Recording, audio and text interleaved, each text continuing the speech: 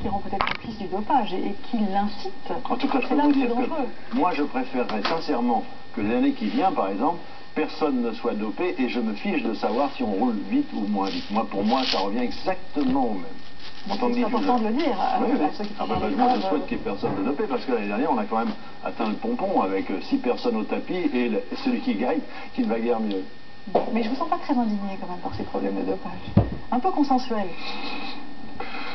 Je veux vous dire, je me méfie des grands principes. Je me méfie des grands principes. Essayons de régler les problèmes les uns derrière les autres. Les grands principes, moi je me méfie un petit peu. Alors avant de conclure, il semblerait que vous ayez été sollicité par la rédaction du Parisien aujourd'hui pour reprendre le journal. Alors, pourquoi ça vous fait rire? Je n'attendais pas à celle-là. Celle-là c'est vrai. C'est vrai, j'ai été contacté par la société Amaury, par l'intermédiaire d'un chasseur de tête. On a débattu, puis finalement ça s'est pas fait. Le remplacement du précédent directeur général adjoint a été choisi à l'intérieur du groupe, d'une certaine façon, même s'il était parti pendant 1 an. Donc je pense qu'il y a une solution intérieure qui a été préférée à une solution extérieure. Mais bon, dont acte, ça ne s'est pas fait, c'est pas dramatique. D'accord. Et l'aventure sur iTélé, on vous l'a proposé aussi au printemps dernier. Ça c'était l'hiver dernier. Là, c'était différent. On a choisi.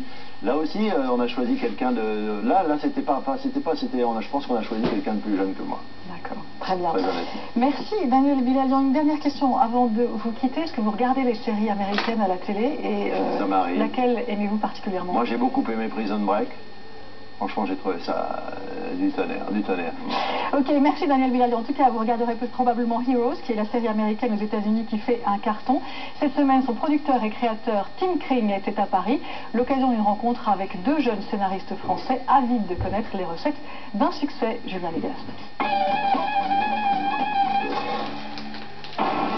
Lui, c'est Tim Kring. Il a créé l'événement à la télévision américaine cette année avec cette série, Heroes, suivie en moyenne par 12 millions de fans par semaine sur NBC.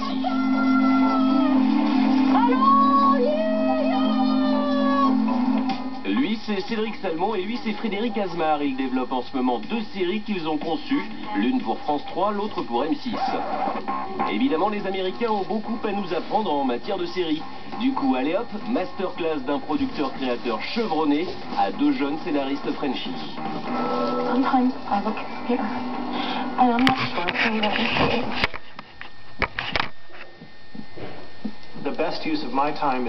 La plupart du temps, je suis dans la salle d'écriture.